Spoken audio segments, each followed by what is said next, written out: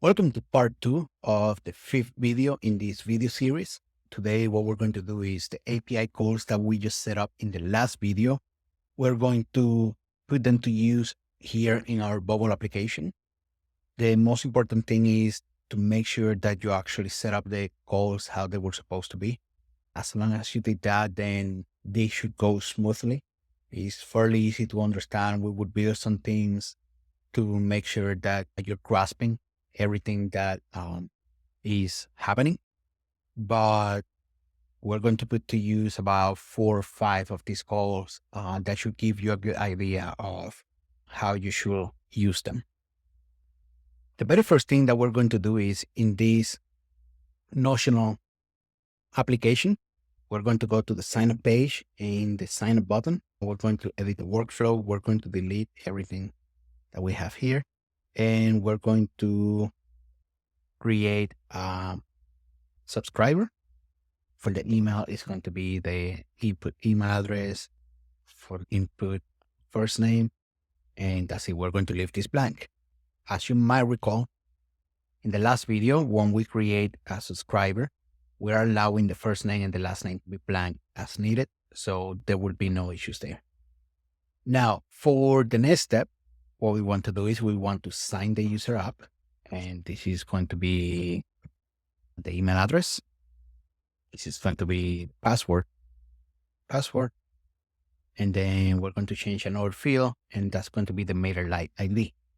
Now, what I would like you to do is I would like you to save the MailerLite ID to the database. That would make it easy to reference your users later on when you run other workflows for your users in your site.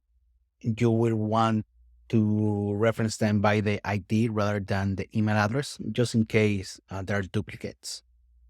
What we want to do is we want to go, and that's the result. Step 1, ID. That's it. And then we're going to redirect them to the dashboard. So let's refresh this page, and we're going to enter our information, sign up, and this is the dashboard. Now, we're going to go and check, see if JGV was electrical. Yep, it's here. So that means that once I sign up, automatically it added me to the MailerLite account. The next thing that we will want to do is we're going to go to the dashboard. What we want to do here is actually we're going to create a repeating group. And this repeating group will give me all the information that I need from my subscribers. It's going to be a row, this one for the row. Now what we want to do is we want to get all the subscribers body. We want to get data from an external API. And that data is, we're going to list all subscribers body. And now we want to add here their email address, and we want to know their name. So we're going to go back to the dashboard, and we're going to take a look, and let's do a little bit better job the design. Let's see, transparent. We're going to group this. Let's go to 8. No. So now let's take a look. As you can tell, this is the account that I just created and all the other demo accounts that were there, and all of them are here. All the API calls that we had set up before, they're working correctly. Again, if you're bringing data from on a repeating group, what you want to do is you want to find the endpoint that you're using. So the one that have the body data, which is the one that is bringing the data. Then here, what you want to do is you want to get data from external API, and you want to find the API that you're getting data from, and you want to get the body, which is where all the information is. Now we're going to, this is a row. Let's put some margin here so I can add some other stuff. Now let's say that I want to delete this user. What we would want to do is we want to add a delete button. And what we want to do is we're going to search for MailerLite and we're going to delete a subscriber. The ID is going to be the current user and the ID.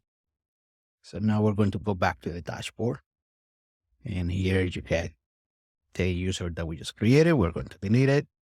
And let's take a look. Make sure that it's deleted. Yep, the user is deleted. For some reason, it's taking some time to update here. I'm going to refresh it and it's gone. For some reason, it didn't disappear. I'm not completely sure why. It should have disappeared, but point is that it's done. So let's see what other calls we did. On the forget is similar to that one. Last one we're going to do is we're going to update app subscriber. What we would want to do is, let's see, we want to add another button that says update. That's some space.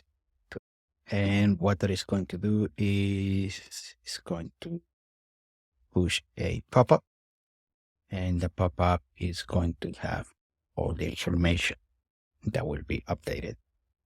We'll update the user. And what we want to do is we will get input form with a new user email. And this is going to be a user. So we can cipher down. It's black, spacing in between. Just to be to the right. And no big deal. All of these things that I'm doing are just personal preference. I don't know.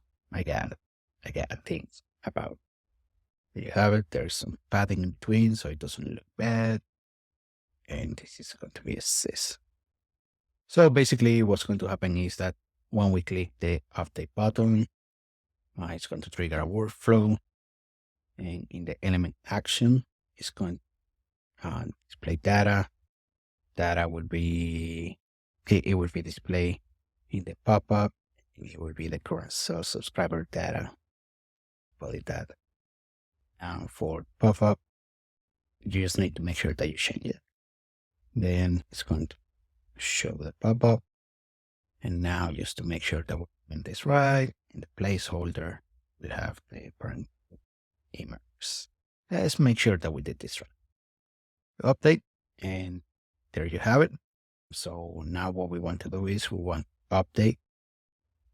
And what we want to update is we want to update the subscriber. This is going to be ID. Let's see how we cover this. Sorry. And then for the next one, it's going to be, since we're not updating this, it's going to stay the same. So fill. So let's take a look and see if we can update this user. So the email address is demovasquez112@hlabs.com.